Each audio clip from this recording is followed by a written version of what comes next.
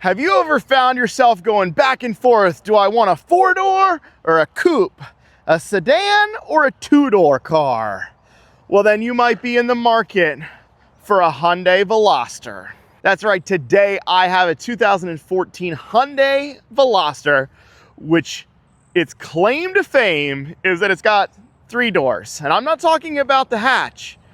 It's got 3 doors that go to the interior of the car for you to sit down in, and 3 windows that roll up or down. This is definitely a quirky car that prior to doing the research for this review, I didn't know much about at all. So I'm pretty excited today to check this one out and get it out on a test drive and just learn a little bit along with you guys. We're gonna take a walk around the outside. We're gonna talk about the common problems, and then we're gonna decide if the quirky Veloster is a buy or a bust. One bite, everybody knows the rules. Let's start up front on the Hyundai Veloster. I actually kind of like the styling on these cars. For like a teenager, something like that, I think they're pretty cool.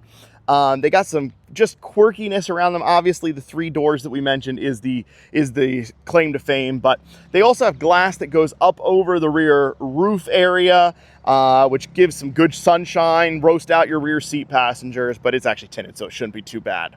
As far as wear and tear, this one is still pretty nice. There is a little bit of clear coat damage on the one door handle. All of like the black plastic and stuff is either faded or gotten kind of rough around the edges. Then the headlights are starting to oxidize some, but overall, cosmetically, it's not too bad for sort of a cheaper starter type car.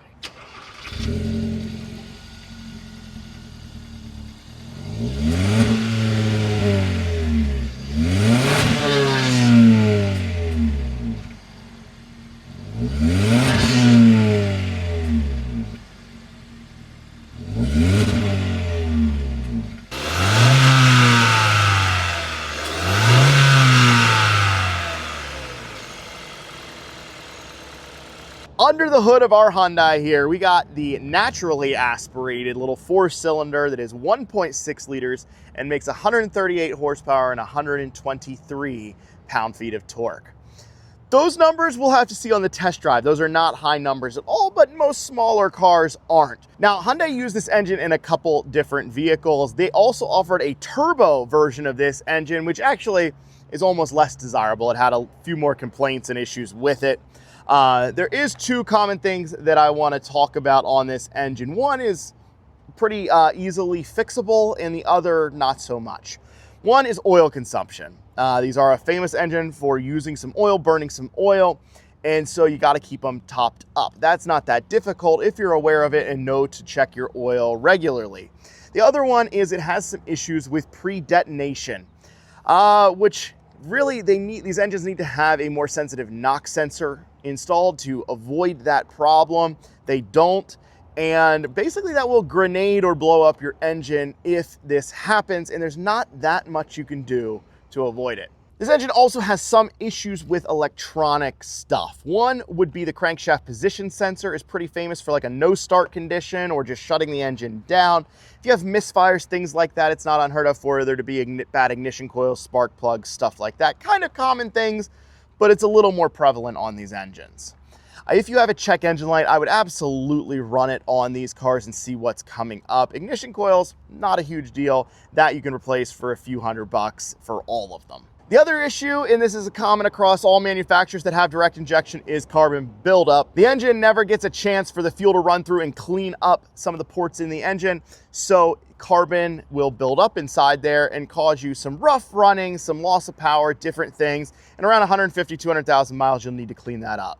Now, if you are looking at a used one of these and you start it up and it seems like it's running fine other than maybe a rattle, the timing chain tensioners on these from time to time will go bad. It's not overly prevalent, but if you're looking at a used one, it's something I would absolutely listen for, especially if the engine is cold, start it up, make sure you don't hear a rattle coming from the side of the engine, because that would lead towards a tensioner going bad. Now, this engine is mated to a 6-speed DCT or dual clutch transmission.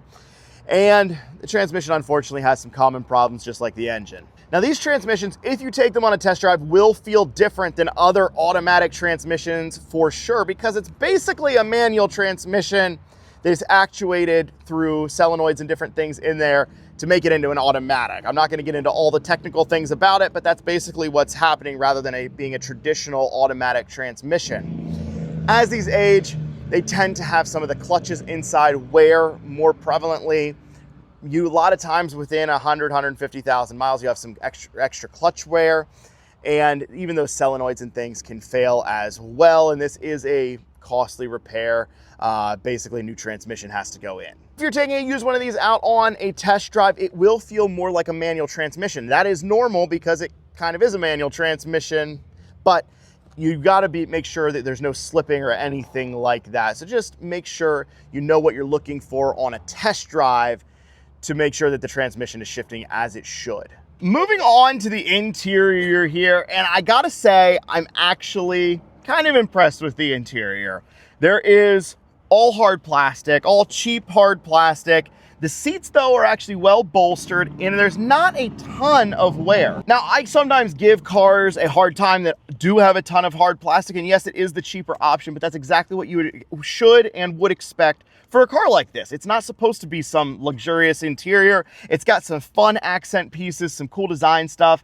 It's got like grab handles on the door panels, things like that, that I think for the buyers of this type of car are just really cool features. So I really don't have a lot of complaints. Even wear and tear, this thing has held up pretty well. You're gonna have some creaks, rattles, things like that that come from being a cheaper interior, but the seats are comfortable, it sits nice. I really don't have many complaints, and I could actually road trip or cruise around in this on like a daily driver with no real big complaints. Now, as far as electronics, things like that, basically anything on these can go bad, but nothing is terribly prevalent. Yes, the switches can wear out over time, window regulators, things like that. This has an aftermarket radio in it. The ones from factory are not great and can have some problems. So that may be why this one was replaced. Air conditioning, AC compressors, or leaks are fairly common on these cars, so you might have an AC issue. I would definitely check that out if you're looking to buy one of these. But nothing that's really more common than any other auto manufacturer. It's just kind of normal stuff. Now I am inside the third door of the Hyundai Veloster. And just to make it super clear, there's no door on this side on the back. This is the only door to get into the back seat of this car. Now you could go behind the driver's seat from the front door over there, but definitely a quirky thing. The window on that side also does not roll up or down. It only does on this side. But if you get in here, and this is a very low roof line, like me, I'm 5'9", and I have to really duck to get inside here, and I'm kind of looking under the roof right now as I'm talking to you. Legroom is actually okay. There's seats where I would sit up there. I got no complaints there. However, headroom is just absolutely abysmal. My head is hitting the ceiling as I'm sitting here. The seat itself is comfortable, but I could see myself at about 16, 17 years old being in the back seat of this while my friend jumps over the train tracks or something. That feels right for this car. And yeah, I wouldn't want a road trip, but it's okay. It's not the worst back seat if you're short. Now moving on to the trunk of the Veloster, and I felt like you had to be curious about how big this trunk was because I was too. It doesn't look like it would be very large from the outside, but I was pleasantly surprised.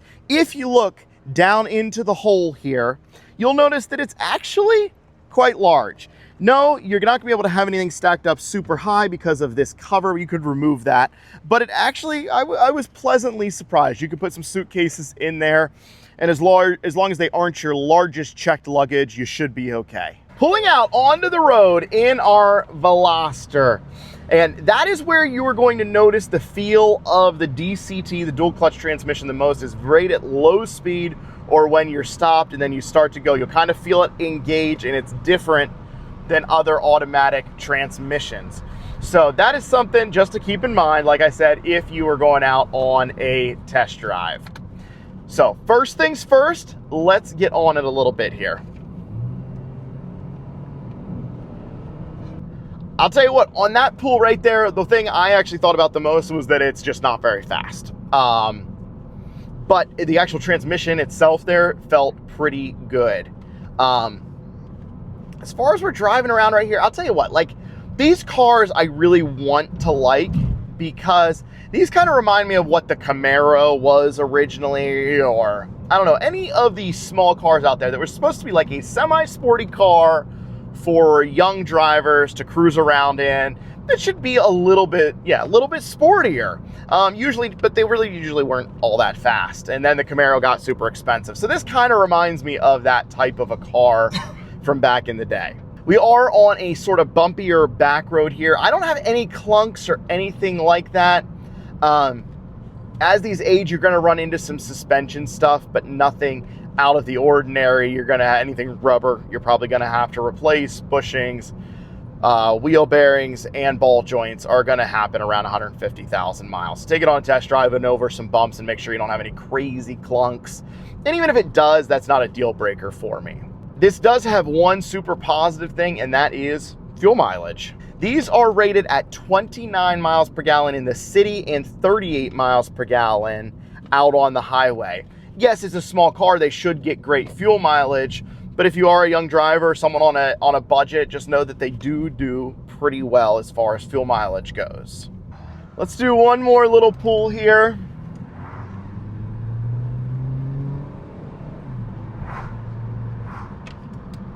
Yeah, transmission shift's good. I would have no qualms on this particular car. Obviously, like we said under the hood, that there is some common issues with these transmissions, but this one feels just fine. Engine is pretty quiet, but it is slow. Those power numbers did not lie at all. They are, it is not a powerful vehicle, but that's probably an okay trade-off for the people who are gonna buy these cars. Overall, actually, for the test drive's pretty nice. I like sort of sporty little cars like this. Back from the test drive, and now it's time to decide if the Hyundai Veloster is a buy or a bust. Test drive went okay. There's definitely some quirks with that DCT dual clutch transmission, but overall I actually love this size of car, and I even don't mind its quirkiness that much. The market on these cars with 150,000 miles is somewhere around $6,000. There's not a ton out there on the market. They're kind of an oddball car, but I do think for the right person or someone getting their first car, they are a pretty cool, stylish kind of option. That being said, as far as reliability, I do have some question marks on them. The engines are okay, but not that reliable. Transmissions also have some quirks and aren't super reliable. I don't think this is a 250 or 300,000 mile car without major work, and that is the biggest basis for my decision here today. Unfortunately, I gotta call the Hyundai Veloster a bust. It just has too many quirks and too many reliability concerns for me to recommend it to someone. I do think you would end up having to put some work into it. I do think it offers just kind of a fun little driver car for somebody out there. And if you're okay with doing the work yourself, maybe it would be a buy. But unfortunately, I can't give a recommendation on this car today. If you have one of these and have had a great experience, I want to hear about it. Or if there's something I missed, I want to hear about that too. Please put all your info and thoughts down in the comments below and I'll read them.